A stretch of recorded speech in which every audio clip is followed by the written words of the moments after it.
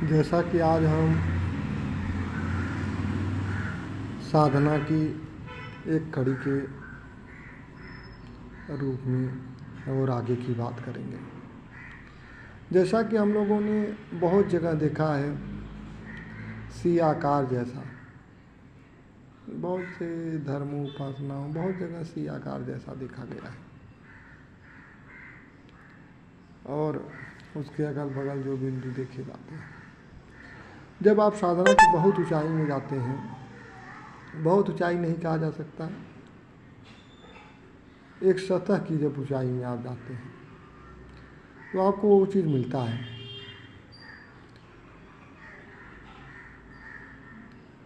लेकिन उसको बहुत देर तक देखने पे वो चेंज होता है और उसके रूप बनावट भी चेंज होते रहते हैं।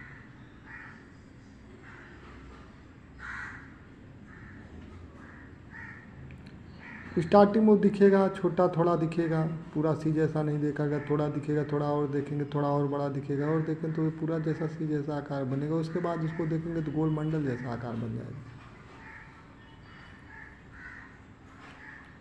और उस मंडल के को भी जब छटेगा तो उसमें ओम की एक एक आकृति जैसा आना चालू होगा।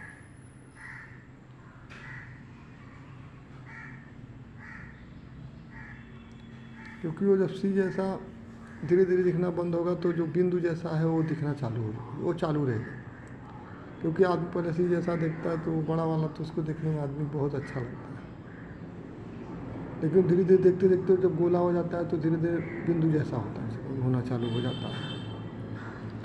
जब वो बिंदु जैसा देखता है, सी जैसे आकार से गोला जैसा हो जाता है, शून्य गोला जैसे जैसे बिंदु दिखाई देता है।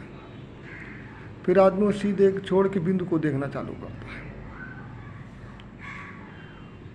और फिर वो धंसना ऐसे लगेगा जैसे हाँ पहले बिंदु एकदम बाहर में दिखेगा सी के पास में, लेकिन वो धीरे धीरे अंदर की तरफ धंसता चला जाएगा और छोटा भी होता चला जाएगा।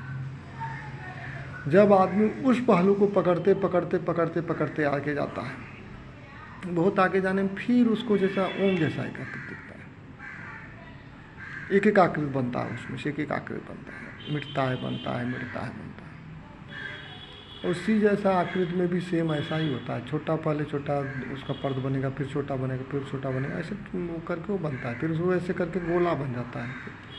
लेकिन जैसे सी बनना चालू होता है तो उसमें बिंदु पैदा होता है, एक चमक जैसा पैदा होता है। वैसे सी से हमको कोई मतलब नहीं होता, ठीक है दिखता है, आदमी को साधना के लिए अच्छा है, थोड़ा ठहरने के लिए भी अच्छा है, खुशी आदमी को बहुत प्राप्त होती है, शांति बहुत प्राप्त होती है। लेकिन वो क्या है, बड़ा थोड़ा देखने में आदमी का स्वभाव है, देखने में आराम रहता है, अच्छा लगता है, लेकिन उसको बहुत ऊंचाई की चीज़ भी है और दिखता भी है तो ऐसा चमकता है कि उसकी चमक से बहुत शांति होती है। बहुत उसकी चमक की जब आहट आप में आती है तो बहुत देर तक आप टिके रहते हैं। उसके देखने का एक ये भी है कि उसको देख के आदमी टिके रहते हैं और वो क्या है, धीरे धीरे आप देखते रहेंगे तो गोला होता जाए, गोला होते होते अपने ख़त्म हो जाएगा, ऑटोमेटिक वो बंद होकर जो बिंदु उसमें गोला जो बड़ा दिख रहा था धीरे धीरे छोटा होगा, छोटा होने के बाद गहरा होगा, जैसे इनारे में कुआं जैसा ऐसे छोटा होता है कुआं तरह अंदर तरह चला जाएगा। उसको पकड़ के आदमी को आगे बढ़ना चाहिए, वो परमात्मा की तरफ लेके जाता है। ये रास्ता ऐसा है जो सगुण और निर्गुण के परे की तरफ लेके जाता है। यहाँ सगुण और निर्गुण नहीं है, ये परे की रास्ता है।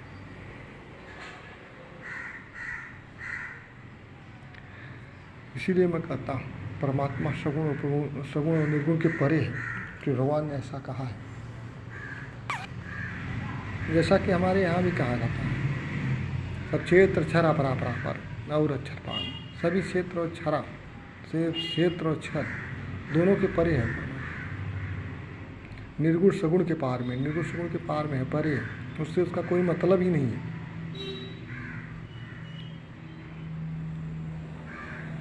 इसलिए इस रास्ते को जब आपको सी जैसे आकार को मिले और वो बिंदु जला मिल रहा है तो आप समझिए कि हाँ एकदम आकार की अब एकदम करीब, मतलब रास्ते के एकदम करीब द्वार पास आप खड़े हैं। ये चीज़ अगर आपको हर समय दिखता है, ज़्यादा जितना ज़्यादा दिखे तो समझो आप द्वार के पास एकदम करीब, क्योंकि आप जैसे अंदर धंसते जाएंगे तभी वो बार बार आपके पास आएगा, बार बार दिखेगा। क्योंकि आप उससे जब हटेंगे हटेंगे तो मतलब एक मानसिकता बनेगा। लेकिन जब बहुत देर तक दिखने लगे तो आप समझो कि हाँ अब आपका ठहराव वहाँ पे होना चालू हो। द्वार पे जब ठहराव चालू होगा तो आप आगे बढ़ेंगे, क्योंकि द्वार पे आदमी जितना देर तक टिकेगा, जितना देर तक उसको टिकेगा, जितना देर तक उसको देखेगा, तो वहाँ से आगे की रास्ता बनना चालू हो जाएगी। और यह रास्ता ही बहुत सुखद, बहुत शांति में, अब बहुत प्रिय है। पहली बात तो जो सी की आकार और बिंदु की आकार है वो जितना दिखे तो उससे आपको ठहराव बनेगा। उसको अगर एक तो बहुत देर तक दिखता नहीं, थोड़ा देर दिखेगा, दिखने के बाद गोला होता जाए, थोड़ा बनेगा, थोड़ा बन के गोला बन जाएगा, गोला बनने के बाद आप बिंदु पकड़ लेंगे, क्योंकि उसको ज़्यादा पकड़ने का कोई फ़ायदा ही नहीं है। ठीक है, उससे ठहराव के लिए अच्छा है, थोड़ा देखने से क्या होता है आदमी ठहराव के लिए अच्छा है, लेकिन उसको पकड़ने का न पकड़ने का वो ऑटोमेटिक ख़त्म हो जाता है। आप पकड़ेंगे भी तो भी नहीं टिकेगा, जब भी टिकेगा वो बिंदु ही टिकेगा। तो जो जानकार हैं उसको जल्दी पकड़ना नहीं चाहते, लेकिन थोड़ी देर तक उसको पकड़ के रखने से क्या होता है ठहराव आपका बनता जाएगा। ठहराव बनने के लिए थोड़ा उसको देखेंगे तो अच्छा ही है, क्योंकि वो तो ऐसा चमक है कि वो चमक से आपको नेत्र के समय समकक्ष जो एक चमक जैसा पैदा होता रहता है, और आपको ज्ञान में भी आ जाता है हाँ ये चमकती हुई चीज़ है। तो आप चमकती हुई चीज़ को देखने में क्या होता है, आदमी को हर चीज़ से अलग होता है, इसलिए उसको देखते रहते हैं। उसको दिखने से हमको जो ज्ञान हो रहा है उससे ठहराव आदमी का बनता है, उस चमक को देखने से ठहराव बनता है। लेकिन वो चीज़ एक लेयर की चीज़ें हैं, उसको भी देखना चाहिए। वो भी बहुत सुख आपके मन मस्तिष्क को बहुत शांति और सुख देता है। और बड़ा होने के नाते आदमी उसमें थोड़ा ठहराव भी ज़्यादा लेता है, और आदमी को देखने में भी बहुत अच्छा लगता है, ठहरता है आदमी उसको देख के, क्योंकि वह एक अलग ही चीज़ की चमक है। और उस चमक को देख के आदमी वहाँ ठहरता है, उसको देखता है, बहुत शांति, बहुत सुख, क्योंकि वो ऐसा चीज़ है ही नहीं। वैसे भी मनुष्य के अंदर मणि होती है, हमारे शास्त्रों में इस चीज़ का वर्णन किया गया है, मनुष्य में भी मणि होती है। क्योंकि ऐसा हमारे शास्त्रों में लिखा भी गया है, अश्वत्थामा के मस्तिष्क में मणि पाई गई थी। तो ऐसे भी वो चमक पैदा होती है। उस चमक को जब देखते आदमी अंदर जाता है, जब उसकी चमक को देखता है तो आदमी, अच्छा एक और होता है कि आदमी जब उसको एक बार देखता है तो उसको कंटिन्यू देखने की कोशिश भी करता है, क्योंकि वो बहुत शांतिप्रिय होती है, बहुत आनंदमयी होती है। तो आदमी उसको कंटिन्यू खोजता और देखता है। लेकिन उसको देखने से एक चीज़ होती है कि आप द्वार के पास खड़े हो जाते हैं तो आपको धीरे धीरे वो चमक भी आना चालू हो जाती है, और आप उस चमक को भी देखना चालू कर देते हैं।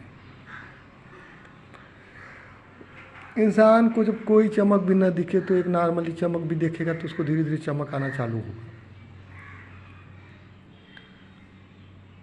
तो ये तो नॉर्मल भी ऐसी ही प्रकृति के नियम है। और ये जो स्फुटिक पराधरा, और जब इसको तो आप देखना चालू करते हो, ठहरना चालू करते हैं, तो आपको आवाज़ की पता नहीं होती, लेकिन आवाज़ आप में पैदा होना चालू होता है। उस समय आपको आवाज़ की कोई पता तो नहीं चलती, क्योंकि आपका ध्यान वहाँ होता ही नहीं, कोई मतलब ही नहीं होता। लेकिन वहाँ धीरे धीरे तब वो चीज़ बनना चालू होता है आवाज़ की, जिसको नाद और बिंदु की उपासना कहते हैं। वो ऑटोमेटिक धीरे धीरे आप में आना चालू हो जाता है। इसलिए उसको देखेंगे तो आपकी एकाग्रता बढ़ेगी। तो आपको कभी आप थोड़ी देर के लगे रहे होगा तो आपको थोड़ा थोड़ा आपके कान में एक मतलब नाद कहते हैं, नाद में समझिए उसको, नाद का एक छोटा कण जैसा आपको आभास होना चालू होगा।